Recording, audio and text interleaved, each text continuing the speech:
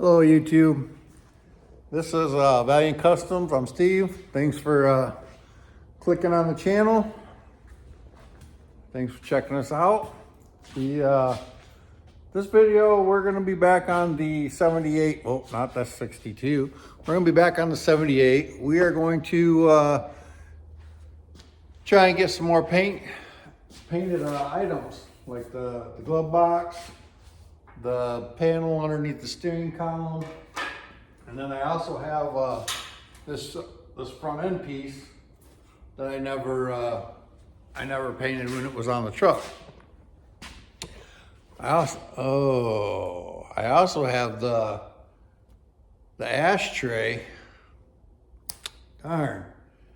So this I've got scuffed up and I've got primered black, and now I gotta go over it again just to get rid of any imperfections in the black primer, smooth it all out, and then we'll paint that.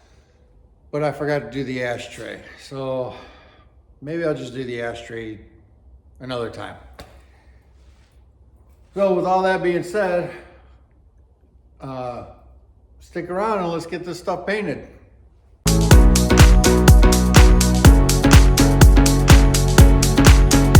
What I'm trying to do is get this off. Let's see if I can show you on the video.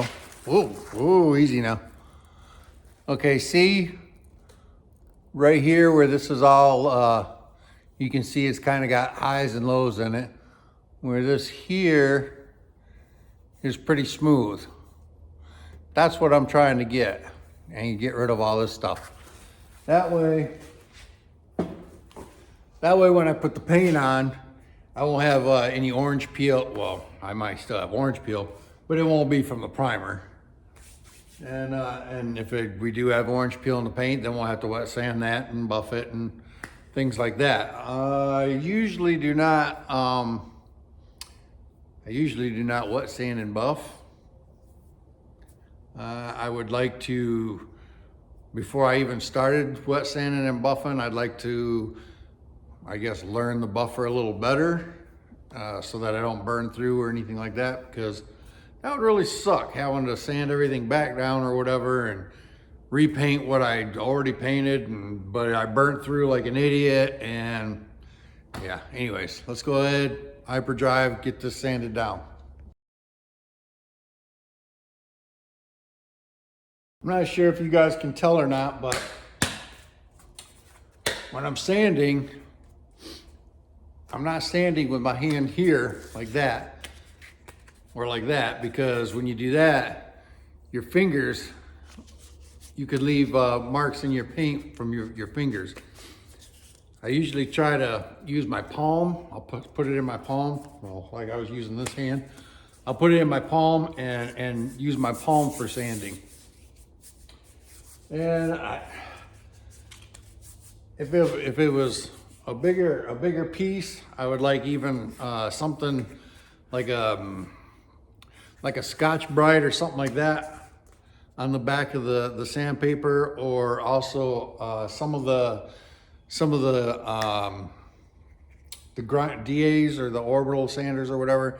They have pads, thick pads that you can use to put on there and sand like that. But I'm just using the palm of my hand. This is a pretty small piece, and I don't think it'll show any issues with doing it with the palm of my hand.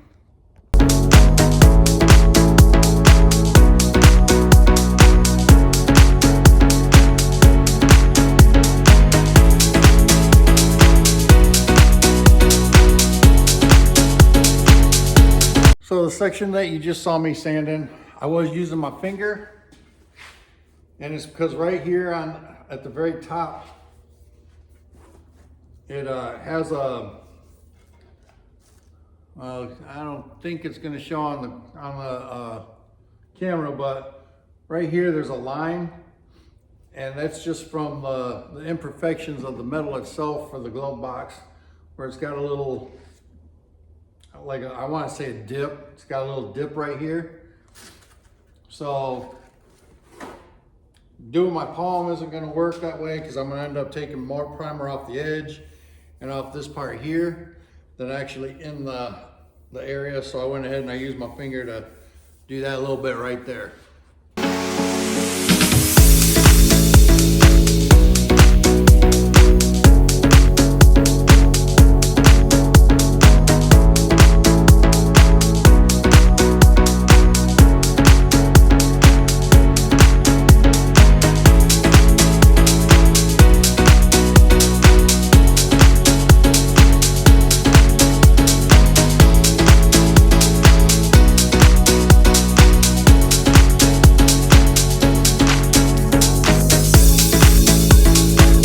As you can tell, I was using, you know, my finger and just using what I could on the, like up here, down here in the corners. This corner here, I did burn through a little bit, but it's such a small amount that I'm not even going to worry about it. I do have right in here around the lock, when you we got to get that around the lock clean too, because if we don't, it's going to be dirty and the paint's not going to stick. And you know, it could be, oh, what's this? Whoops. I mean, it could be, you know, a year, could be 6 months, could be a month. But right here where we don't clean this off, that paint will flake off. So a lot of times you can just take the corner and just get in there the best you can. If you got to fold it, you know, fold it in half a little bit. Form it a little bit. Get it in there and try your best to get as much of that off as you can.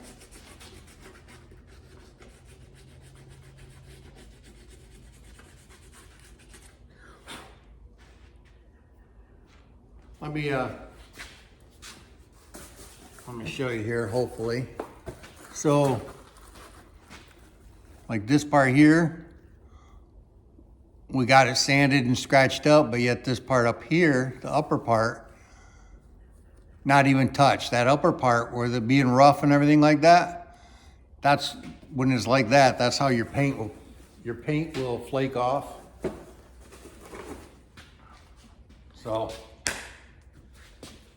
don't cheap out and, you know, not sand all of it. Just make sure you get as much as you can. If you can't get all the roughness out, at least get most of it out. I mean, give the paint a chance to fight and to stick in there and make you happy and proud.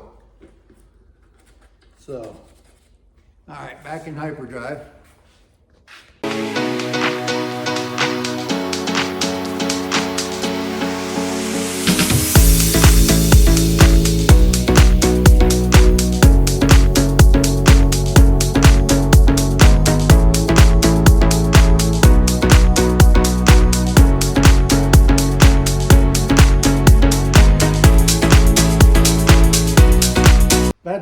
That's 2 pieces on showing you how I do it. I'm not saying, I'm not a professional.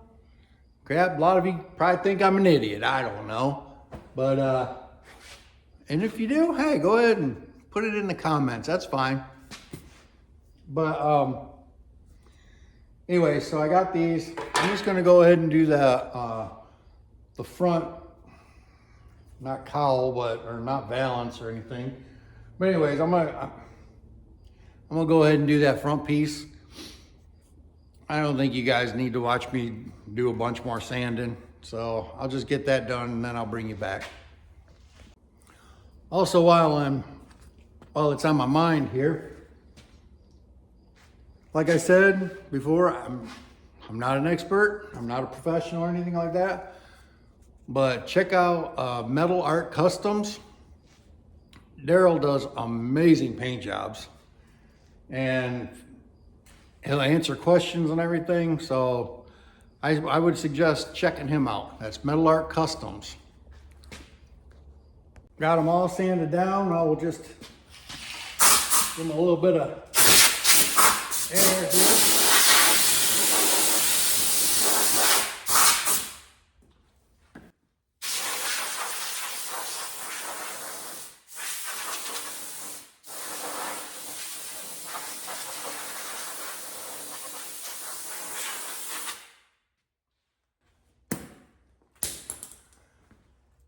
So now we got them all sanded down. They're ready to be painted. I'm not gonna paint them right now, not tonight, but I will do it tomorrow. We do have, luckily, a couple days here in Michigan that are gonna be in the 70s, mid to high 70s, but they're in the 70s. Praise the Lord, because man, them 90-degree weathers in here, or temps in this shop is, whew. Okay, so tomorrow I'm gonna go ahead and probably peel this plastic off and everything, because if you leave your plastic on, the primer that's on the plastic, when you go to paint, the paint will blow off the plastic, and then that black primer is gonna end up in my paint. So we gotta repaint them, replastic them, whatever you wanna call it there, rewrap them, and then hopefully tomorrow we'll be able to paint them. I'll bring you back. Before I go in for the night though, I will tell you that the valance, or whatever you wanna call it there, is not perfect. It does show some, what's the word I'm looking for? Orange peel. It does show some orange peel on it, but it's in spots that it won't be seen, and it's pretty hard to get it out of those spots. So it's just gonna be what it is. It'll still look really good on the front of the truck. So we'll just go from there. I'll bring you back. What a wonderful rainy day we're having here in Michigan. Today we're gonna wipe these down, get some color on them, hopefully. I don't know. I hope the rain doesn't, or the moisture from the rain or whatever doesn't mess with the paint. But the temperature's about where I like it. It's 75-ish, kind of. I use the reducer that's good between 70 and 80, I think it is, or something like that. It's the medium. But let's go ahead and wipe these down and get going.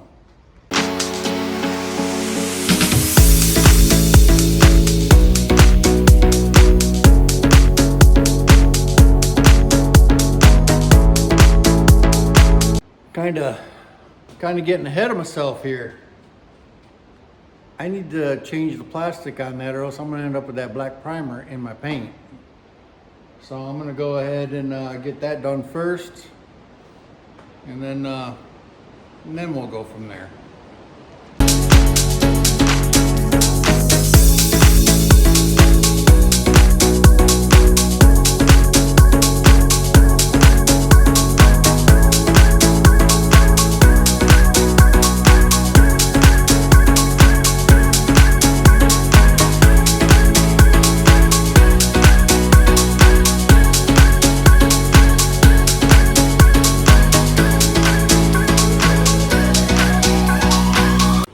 So if you want to become a painter like me, which I would suggest you don't, but you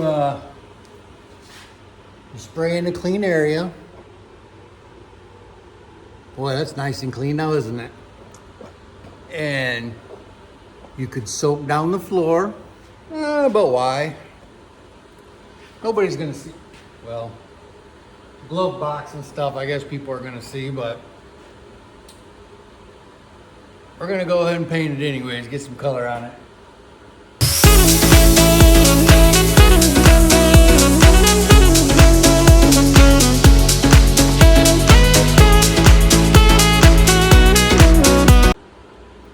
I put one very light coat on it, on everything.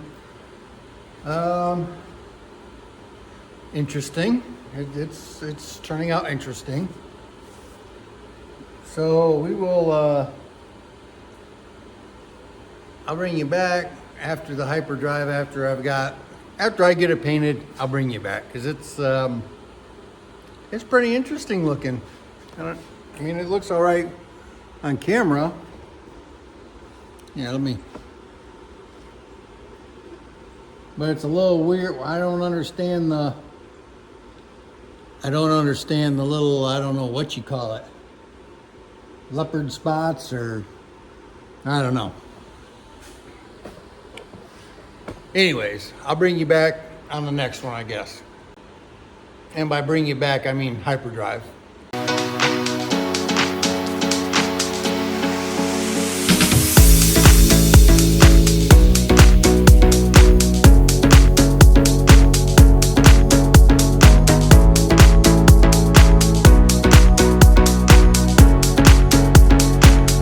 Well, they're sprayed. I don't think they look too bad. I mean, they're pretty shiny. This one, I don't know. This one kind of turned out a little different, but it's very shiny. I mean, it looks good. This one still looks good. Looks shiny. It was, well, the glove box is kind of doing it, kind of, and the truck's the same way, but it's like the metallic kind of, they kind of sag a little bit sometimes. I mean, it's not horrible. It looks nice and shiny. It's sparkly. So I'm not disappointed in it. I think it looks good. I think it'll look great in the truck. But I guess we'll know more after it's dried and I got the tape off and everything, and I can put it up, actually put it on the truck to see if it all blends in with the rest of the truck and everything. Oh, while I'm talking about the truck. Oh yeah, there she is. I went ahead and sprayed her off. I don't think any of you guys have seen it without any dust and stuff on it.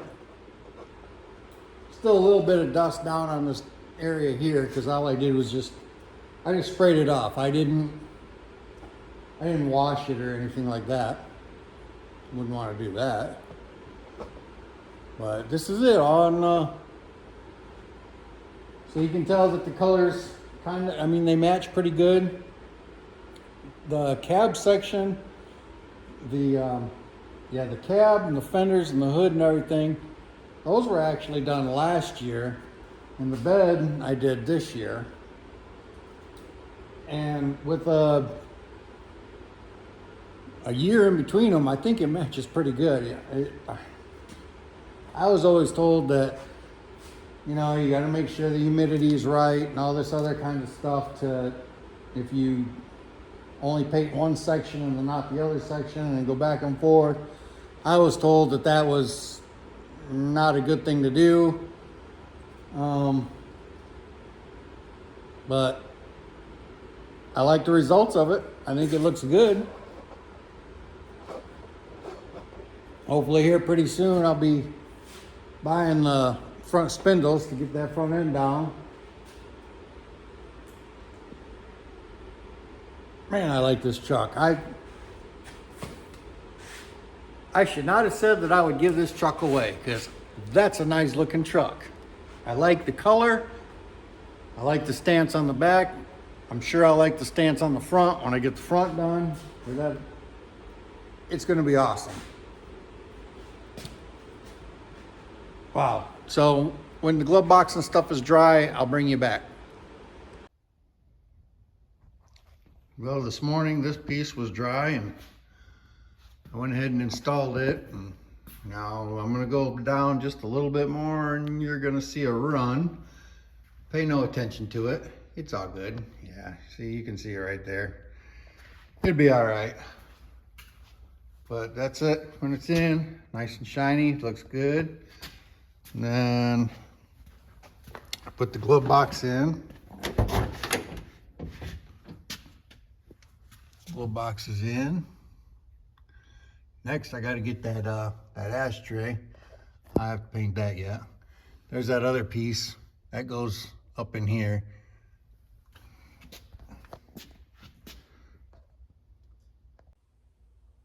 I have one more thing to show you guys that I've been doing this week. So I want to say it was probably, I don't know, 2 months ago, something like that. My wife was in an accident. Well, let me turn you around and show you the car. What accident? Looks like, it doesn't even look like the car's ever been in an accident now. I got really super lucky and found it's the same color, but for some reason it is just a touch off. The fender is, but it's I got super lucky and found a car in a junkyard that had everything I needed that was the same color. We've been a busy little beaver here in the shop.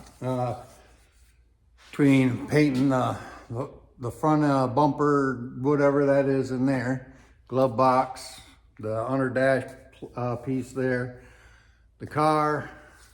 I'm really happy to get that car back all together, and super happy it was matching colors.